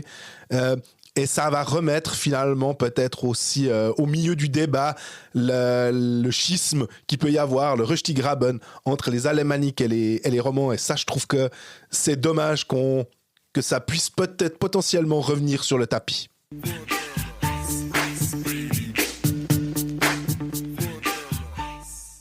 Voilà, on termine cet épisode de Cold Facts avec ceux qui n'ont pas joué, parce qu'on veut quand même en parler, et puis on va aussi un peu parler du mercato d'une certaine manière. On l'a abordé, puisque la date limite des transferts pour les joueurs étrangers est fixée à samedi 15 février. Mais pour commencer ce segment, on a une question de Pascal Cuta, d'ailleurs aussi. On tient à leur remercier infiniment pour sa généreuse contribution au podcast. Ça nous a fait extrêmement plaisir, comme chaque personne qui nous donne quelque chose. Salut l'équipe, j'espère que vous allez bien. Avant tout, un grand merci pour votre dévouement et votre motivation. C'est toujours un plaisir d'écouter votre analyse pertinente et neutre sur l'actualité des équipes romandes. J'aurais voulu votre avis concernant la situation du HC Ajoie. Avant le match de mercredi, à Zurich, l'équipe tourne à 1 point par match, ce qui est plutôt pas mal au vu du début de saison. Ajoie ne pourra probablement pas continuer à ce rythme le reste de la saison. Le point faible à l'avenir restera le recrutement des joueurs suisses. Entre parenthèses, en attendant une licence suisse pour De Vos et Hazen en 2026, pour l'interrogation. Toutefois, il me semble que le club va dans la bonne direction, même si cela ne se reflète pas au niveau du classement. Ma question peut paraître anticipée. Dans l'éventualité d'un barrage pour l'allégation, est-ce que le HC Ajoie doit-il craindre pour sa place en National League? Merci beaucoup pour votre réponse. Ouais, le constat est très juste, hein, et on l'a aussi fait. C'est que quand tu te retrouves avec 2 étrangers à près de 20 buts, avec Nettinen à 19 et De Vos à 19, ça c'est avant le match à Zurich, donc. On a une Turkulainen à 9, Eisen 9, Belmar 7, Onka 6, Brennan 6. Ça, c'est les 7 meilleurs buteurs du HC Ajoie cette saison. Et c'est tous les étrangers qui ont été sous contrat à Ajoie, hormis Oula Palvé qui a 2. Mais voilà, Palvé, ça reste une énigme cette saison. Et de manière presque paradoxale, Kien Sopa, qui est le 3e finalement meilleur buteur suisse cette saison avec 3 buts, a été prêté à Holton pour les playoffs. Oui. Et ça a été une petite surprise, je dois bien dire. Mais oui, le constat est le suivant, c'est que actuellement, c'est au niveau des joueurs suisses, il manque encore, clairement. Et c'est vrai que par rapport à un éventuel barrage, on n'y est pas encore, bah, tu dois enlever les étrangers. Et quand c'est tes étrangers qui tirent vers l'avant, bah, c'est sûr que la marge entre la bonne équipe qui est le HC Ajoie en National League et finalement le champion de Swiss League devient moindre si tu enlèves 4 des 6 étrangers. Absolument. Actuellement, pour les playoffs, il y a les défenseurs Pouillet et Minder qui ont été prêtés à Holton et Kien Sopa. Et en un sens, c'est assez rigolo de voir que Holton se fait renforcer par Ajoie pour les playoffs. Oui, mais si je dis pas de bêtises, Holton n'a pas brigué la promotion. Hein. C'est juste. C'est Viège et la Chaux-de-Fonds. C'est juste. Voilà. Donc finalement, on va dire que la connexion avec Christian Volvend, elle peut bien fonctionner. Sans doute que, on l'a toujours dit, hein, Christian Volvend n'est pas un mauvais entraîneur. Ça a juste pas matché avec Ajoie sur la fin. Et à Holton, il retrouve des jeunes, il retrouve des joueurs avec qui ça s'est sans doute peut-être bien passé aussi, des joueurs qu'il appréciait. Et puis s'ils peuvent aider Holton, finalement Ajoie peut aussi se dire, si tu fais un peu du j'ai essayé de le traduire 3D chess en français, puis j'avais l'impression d'être québécois et puis de faire des échecs en 3 dimensions, mais ça va pas. Pour dire que, mais finalement, si tu favorises Holton, qui potentiellement peut sortir, alors Viège, je sais pas, mais qui peut peut-être bloquer la route à la Chaux-de-Fonds et faire en sorte qu'il n'y a pas de barrage, c'est tout bénef finalement. Ouais, absolument. Et surtout dans la communication autour de ce prêt, en cas d'élimination d'Holton, le deal prévoit un retour d'ascenseur et le HC Ajoie bénéficiera alors du prêt de 4 joueurs sur le roi pour sa fin de saison de National League. Donc en fait, pour parler des échecs, comme tu disais, c'est le billard à 3 bandes. En fait, Ajoie n'a pas grand-chose à perdre dans cette situation, dans le sens où si Holton sort chaud de fond, c'est le principal contradicteur, j'ai l'impression quand même, pour une promotion du HCA. Et donc, c'est bravo, bien joué. Et si Holton perd en 5, 6, 7 matchs, ça veut dire que au plus tard, le 25 février, ces joueurs sont de retour pour la fin de saison avec Ajoie.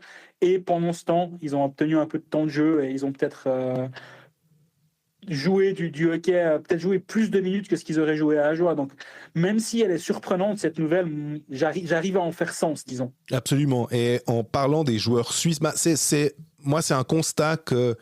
je dis moi, je pense que je peux nous inclure, tu m'arrêteras si je me trompe, mais c'est quelque chose, ça devient un marronnier pour nous de dire et d'essayer d'expliquer aux supporters jurassiens des fois, il y a ceux qui peuvent comprendre totalement et ceux qui des fois ont un peu de la peine parce que quand il y a des joueurs sur le marché, ils sont là.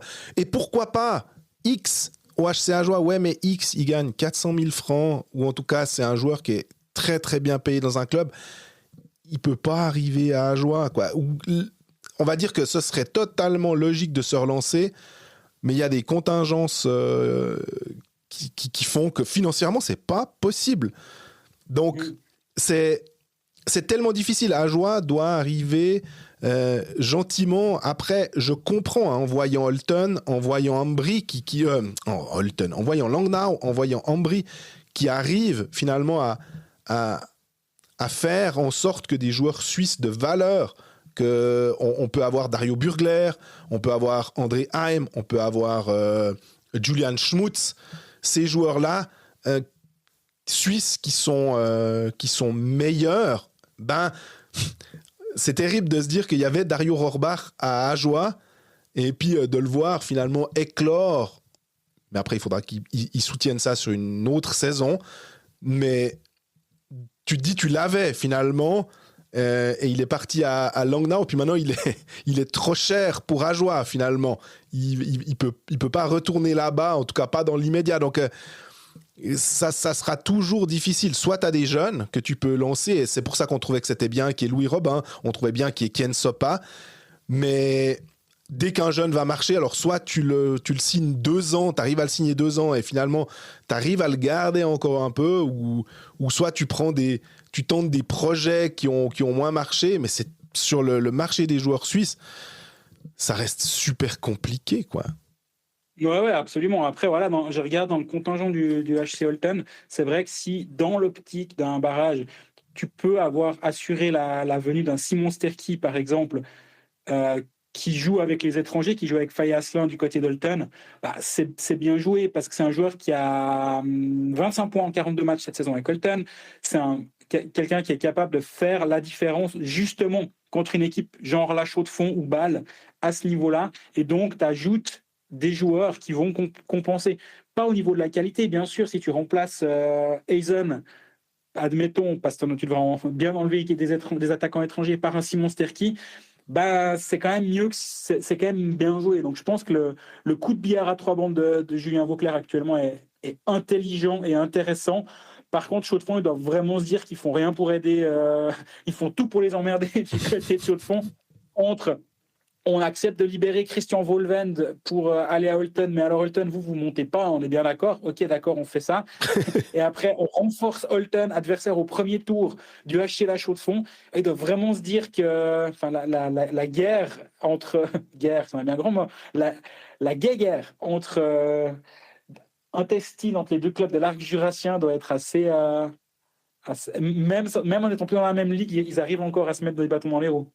Ah, puis Greg, je sais pas si c'est pas nouveau une breaking news comme Perlini au LHC, mais on a aussi la décision de Swiss Sport Integrity concernant le cas de dopage à la cocaïne, finalement, de Miro Aaltonen, qui a reçu, si je dis pas de bêtises, 1 mois de suspension et 1 000 francs d'amende, ce qui est finalement, je trouve, une sanction assez douce.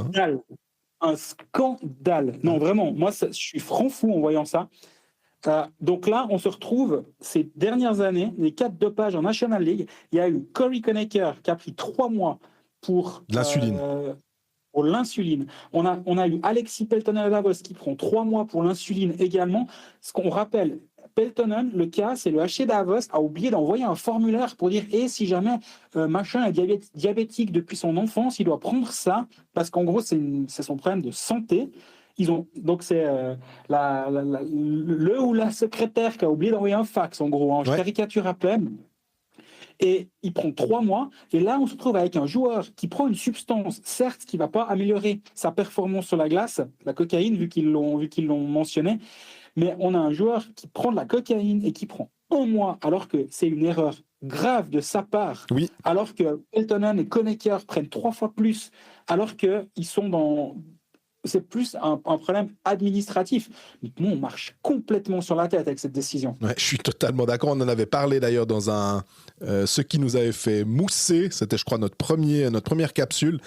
Et j'avoue que 1 mois, 1000 balles, c'est vraiment une microscopique tape sur les doigts dans ce cas-là. Et on se posait la question de savoir ce qu'allait faire Berne. Alors maintenant, avec une telle suspension rikiki, on va dire, je pense que Berne peut se dire, moi, je vais reprendre Miro Aaltonen à 20 goals, quoi. Pour moi, ça ne doit pas changer grand-chose, dans le sens où, de base, je ne sais plus si on l'a thématisé dans le podcast ou pas, mais je ne crois pas. Mais de base, pour moi, s'il avait été suspendu 6 mois, admettons, donc de mi-janvier et 6 mois, donc ça veut dire que pour la saison prochaine, il est clairement à disposition. Mais voilà, c'est un joueur qui a fait une erreur, même s'il est suspendu 3 mois. C'est un joueur qui a fait une erreur, qui a payé pour son erreur. Il ne doit pas être inéligible pour jouer au hockey jusqu'à la fin de sa vie, sous prétexte qu'il a fait une erreur à un moment dans sa carrière. Si c'était un multirécidiviste, on en reparle. Mais là, c'est un cas dans sa carrière. Donc pour moi, au contraire, Berne, je n'aurais pas compris que Berne ne le conserve pas pour cette raison-là. Mm-hmm. Après, tu peux lui dire, voilà, on compte sur toi pour venir faire 2-3, on va dire, entre guillemets, travaux d'intérêt généraux dans le cadre du club. Tu peux même, au contraire, en faire un exemple positif, en faire un porte-drapeau pour les jeunes ou j'en sais rien quoi. Ça j'aurais trouvé injuste finalement, sous prétexte qu'il a fait une erreur. Voilà, tu roules trop vite, tu prends un mois de retraite permis, derrière tu as le droit de reconduire et tu as le droit de reprendre la même voiture. Tu as tout à fait raison. Et j'ai pas envie de comparer la cocaïne à un excès de vitesse, mais dans les faits, il aurait payé sa dette et finalement, il a été suspendu, il a été sanctionné, mais derrière, pour que Cloton décide de manière rapide de le suspendre et de rompre le contrat, ça, je le comprends tout à fait. Mm-hmm. C'est dans la saison en cours, parce que maintenant, là, pendant la procédure et tout ça, tu dis, désolé, tu n'as pas aidé l'équipe à ce moment-là, tu vas être suspendu. Nous, on estime que, vu dans les circonstances, on n'a pas besoin de toi. Ça, je le comprends complètement. Ouais. Mais qu'il n'y ait pas de conséquences à l'avenir, ça, je pense que c'est logique. Qu'est-ce qu'on peut dire ? Est-ce qu'on peut dire quelque chose sur Fribourg-Gotteron ? Est-ce que Fribourg-Gotteron serait sur le marché ? Il me semble que plutôt non. Hein. Non, j'ai pas cette impression-là. Alors après, tu peux toujours te faire surprendre. Est-ce que Fribourg voudrait peut-être prendre un gardien étranger pour assurer le coup en cas de blessure de Reto Berra ? C'est pas vraiment l'habitude, hein. Si tu regardes par le passé, la saison dernière notamment, on avait justement cette discussion. Est-ce que Fribourg va engager parce que si Berra se blesse et ça n'est pas arrivé. Donc j'ai pas l'impression que Fribourg soit plus actif que ça sur le marché. En même temps, Fribourg l'a été quand même par le passé. Fribourg a 7 étrangers sous contrat actuellement et donc doit se passer tantôt de Andreas Borgman, tantôt de Jacob Lilia, selon les besoins du coach. Récemment, c'était plutôt Borgman qui jouait à la place de Lilia parce que Maximilian Streulet était absent pour une commotion. On rappelle la collision fortuite avec Sandro Schmidt juste avant la pause de l'équipe nationale. Bonne nouvelle, j'ai lu dans La Liberté, si je ne me trompe pas, mais je ne pense pas me tromper sur ce coup-là, que Streulet devrait être de retour assez rapidement. Donc, ça va de nouveau permettre à Lars Leuenberger d'avoir une option supplémentaire. Maintenant, dans un monde idéal, bien sûr, tu pourrais quand même te dire cet étranger pour les playoffs, tu sais jamais, ça peut mal se passer. En engager un de plus, c'est jamais une mauvaise chose. Si tel venait à être le cas, je pense que ce serait devant que tu devrais aller voir pour mettre en concurrence Lilia, qui est déjà en concurrence avec Borgman, mais si tu n'as pas besoin de Borgman, d'avoir une concurrence offensive ou peut-être d'avoir un joueur qui t'amène un profil un petit peu différent que ce que tu as déjà. On peut penser à un profil, je ne dis pas ce niveau-là, hein, mais un profil grand ou Raffel, on a vu la saison dernière, c'est ce genre de joueurs-là qui font la différence durant les séries éliminatoires. Et est-ce que Fribourg les a vraiment ? On aurait tendance à croire qu'un Jacob Delarose est ce genre de profil-là. Pour l'instant, je ne sais pas si Gertner est sur le marché. On rappelle que juste avant la pause, il y a eu l'engagement de Noah Delémont, donc ça a quand même coûté un petit quelque chose. J'imagine qu'il ne doit pas coûter des centaines de milliers de francs, mais quand même, il a dû coûter un petit quelque chose. Donc, je vois pas Fribourg engager quelqu'un, de ce que je crois comprendre, mais j'exclus pas de me faire surprendre. D'ailleurs, ça me permet de rebondir sur une question qui nous avait été envoyée il y a quelques jours. C'était on n'avait pas pu la traiter dans le dernier épisode, c'était petite question, si hypothétiquement Fribourg se qualifie pour les playoffs mais pas Ambry, Dido pourrait-il revenir jouer les playoffs avec Fribourg? Son contrat a-t-il été entièrement transféré ou est-ce un prêt bilatéral jusqu'à la fin de la saison respective de l'autre équipe? Non pas forcément que je pense que ce soit forcément une bonne idée, juste une question théorique. J'ai l'impression que non. J'ai l'impression que non aussi. Au-delà du 15 février, ça va plus être possible de faire. Non, je dis des bêtises, c'était le 31 décembre parce que c'est un transfert 31 janvier, pardon. Ouais. C'est un transfert suisse, donc non. Soit j'ai une petite lacune au niveau du règlement, soit non, mais je pense que si ça avait été possible, on l'aurait déjà vu par le passé. Et ça n'est jamais arrivé. Et puis, on félicite les clubs qui communiquent pendant Colfax. Fribourg-Gotteron vient d'annoncer une petite nouvelle, l'engagement pour 3 saisons d'Alessio Guignard. Alessio Guignard, le nom vous est peut-être pas le nom Guignard n'est peut-être pas inconnu aux fans de Fribourg-Gotteron. Son papa Fabien avait porté les couleurs de Gotteron fin des années 90. Fabien Guignard que tu connais, j'imagine. Oui, Morgien, si je dis pas de bêtises, qui a commencé sa carrière à Lausanne. Exactement. Et Alessio, finalement, lui aussi, a commencé sa carrière à Lausanne en jouant d'abord à Yverdon, puis à Lausanne. Il a joué 2 saisons dans le mouvement junior de Lausanne HC, a rejoint Fribourg-Gotteron en 2021. On va pas parler de 2 heures d'Alessio Guignard, mais vu que c'est une petite news avec ce Fribourg, c'est assez calme cette semaine. Défenseur de 18 ans, 1m84, 81 kg. Cette saison, il a joué avec les élites, 6 buts, 6 passes décisives en U20 alors qu'il a 18 ans. C'est un jeune défenseur. Fribourg doit rajeunir ses cadres. C'est exactement ce que dit Gerd Zenhauser dans le communiqué de presse. Un jeune défenseur talentueux. Il s'inscrit dans le projet de miser sur le développement de jeunes talents. Donc, une petite nouvelle du côté de Fribourg-Gotteron pour passer le temps cette semaine. On avait encore une question aussi qui va de pair. Je pense qu'on a répondu avec Dido. Mais bonjour messieurs, j'espère que vous allez bien. Je me demandais si un club comme Lausanne pouvait s'arranger entre guillemets avec des clubs aux places 11 et 12 pour récupérer des joueurs en complément. Par exemple, récupérer Seteri au hasard ou Juvonen pour les playoffs. Merci pour votre podcast. Non, hein. C'était... Non. On peut pas, c'est des licences B aussi, donc d'avoir des licences B de 2 clubs. Tu me diras, les pré-hand clubs dans le championnat de Suisse, on a l'habitude que des fois ce soit un peu la foire à la saucisse ou bien pain fromage, comme t'aimes à dire. Mais là, c'est clairement pas possible. Et puis, on avait une dernière question qui me fait rire parce que c'est une question de Stefano Bottinelli. On peut conclure cet épisode là-dessus. Je suis pas sûr qu'on ait une réponse qui soit extrêmement pertinente là-dessus, mais ça m'a fait rire parce que en tant que fan de basket et de NBA, il pose une question pour vous. Échange Doncic-Davis, quel serait l'équivalent en National League? Je pense que c'est pas possible de trouver. Malgin, faut taper très haut, quoi. Malgin Martini, Malgin Hoffman. Non, je penserais plutôt pour un jeune. Il faudrait trouver un jeune en devenir de 25 ans avec un gars bien établi, on va dire. C'est pas simple. Hein. Est-ce que ce serait peut-être Théo Rochette avec un bon joueur? Gregory Hoffman, Théo Rochette. Quelque chose comme ça. On serait entre un joueur qui a... Ouais, mais je pense que Anthony Davis a plus de basket en lui que peut-être Gregory Hoffman de hockey en lui. Je sais pas ce que t'en penses. Il est un poil plus jeune. Ouais, mais si tu regardes le statut, moi je pense que c'est une bonne direction dans laquelle tu nous as fait aller. C'est échange de... T'envoies Théo Rochette. Martini, ouais. Il y a l'aspect... t'envoies Théo Rochette à Zug et tu fais venir Gregory Hoffman à Lausanne. Il y a l'aspect en plus... Théo Rochette, c'est le jeune du club. Doncic, c'est entre guillemets le jeune du club, même si c'est un Slovène, mais il était drafté là-bas. Ouais. Tu l'envoies contre un joueur qui a fait plusieurs clubs, qui est identifié à aucun club. Il a commencé à New Orleans, puis après aux Lakers. Hoffman, Davos, Lugano. J'aime bien cette comparaison-là, je dois dire. Et par contre, je ne sais pas si John Foust recevrait des menaces de mort et devrait faire sécuriser sa maison comme a dû le faire Nico Harrison, le GM de Dallas, pour avoir fait ce transfert-là. Et il y a même des fans de Dallas qui sont venus à la patinoire, à la salle, avec un cercueil le lendemain du départ de Doncic.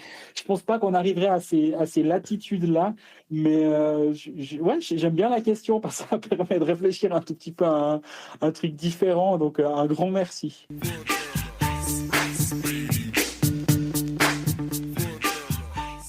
Et sur cette note un petit peu différente, et merci encore pour la question, on est au terme de ce 21e épisode de la saison de Colfax. Dès la semaine prochaine, on refait de nouveau Colfax en présentiel, sauf changement de dernière minute. On préfère quand même toujours le faire en présentiel, mais même si on arrive quand même à faire au mieux avec les solutions à distance, sachant que durant les playoffs, on sait que ça redevient un peu compliqué avec moi qui suis en vadrouille.